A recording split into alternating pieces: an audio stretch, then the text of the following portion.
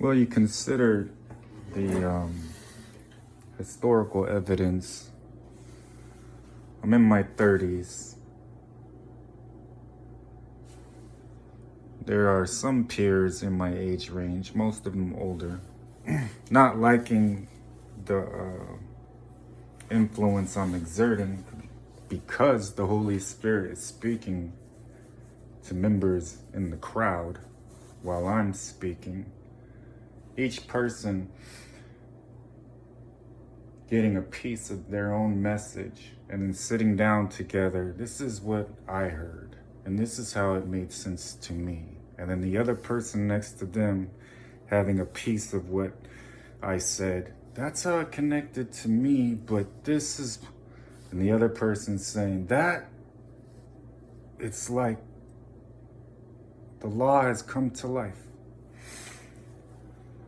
And I didn't create anything new.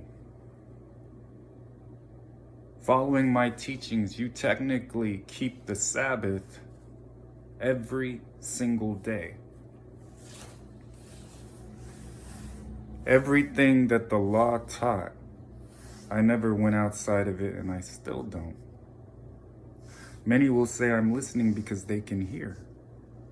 The sad thing is, I watched people get whooped by the enemy so badly. And I would point out, again, watch how that one leads you. A little leaven, all it takes. So, value your spouse that stayed with me. My kingdom spouses, you are evidence of the truth. You are the light of the world. So your prodigals are going to be coming to you and you hear from me, and both of you are going to have stories to tell each other, and you're going to know the difference between the regurgitated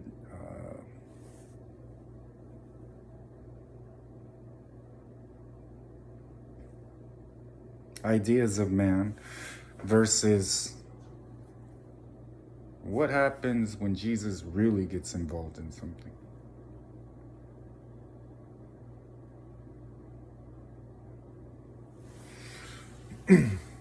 You look at the book of Revelation.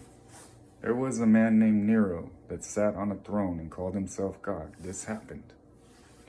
You look at the Jewish revolt in 70 AD. Something caused that. It lines up with the book of Revelation. There's a man named John. The revelation of Jesus Christ. Basically, what do you think would have happened if I did come off that cross? So,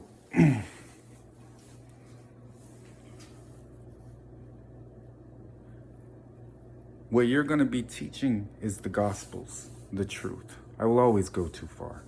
I will go as far as the Father tells me to, just like I did before. So this time of celebration and fun is well earned for my kingdom spouses, and rest for my prodigals. Come to me and I will give you rest. I will give you rest through your spouse. You will have everything you need. You will be home. You will be in God's will, close to me. You are the new church. People will come to you because you will have what they lack.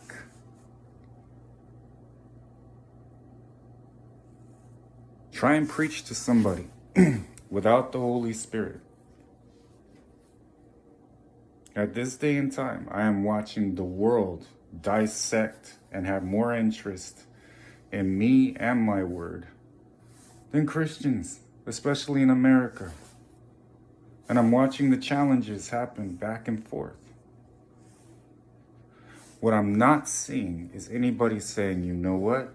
And I want to be his child. I want him to be my Lord. That I am not seeing. When you are preaching and you are ministering, the person's heart has to be prepared. That means there has to be a little bit of activity in their life where I'm drawing them to me. Rather, the Father is drawing them to me. The outline of actual battle is in the Gospels.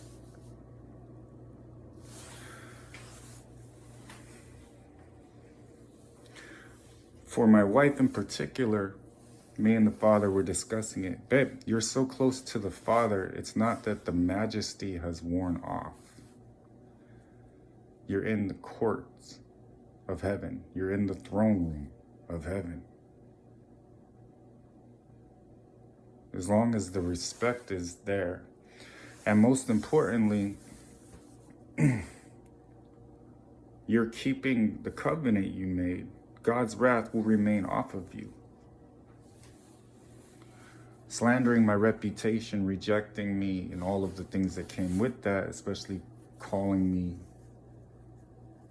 not very nice things, came with a response. But you're welcome and missed and loved and cherished and all of the things, because we go through the text messages and we have conversations about it. Well, this wasn't her, this was her. These are her sincere, heartfelt words. Yes, the Lord is near the brokenhearted and will not despise a contrite heart. We keep our promises, babe. And we will do that to those that fell away in the spring. For right now, I want my marriages strong and healthy, because that's what's going to make you happy. You'll be home and not missing anything. Back with us.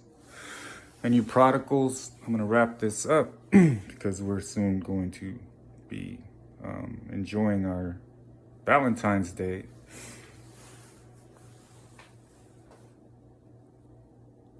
Those without the Holy Spirit aren't going to be able to hear right now. So they will do what they do, which is operate with what they had. Unfortunately, the little that they did have was taken away from them, as Scripture said it would be. My church will have no competition. It is worldwide, at your service, and we do our jobs. All right? I love you.